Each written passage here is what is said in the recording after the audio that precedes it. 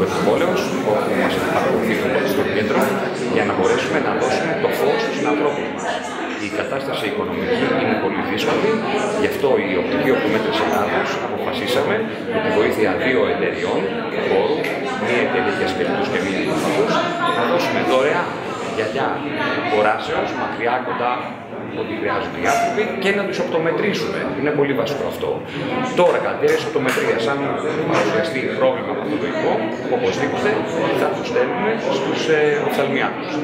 Τα άτομα τα οποία έχουν δηλώσει συμμετοχή στο Δήμο του Πόλεως είναι περίπου 200 και θα έχουμε φυσικά προσέλευση. Έχουμε ξεκινήσει από τις 9 το πρωί και θα συνεχίσουμε μέχρι ό,τι ώρα θα παρατηρήσουμε και το τελευταίο και φτιάξουμε γυαλιά σε όλο τον κόσμο.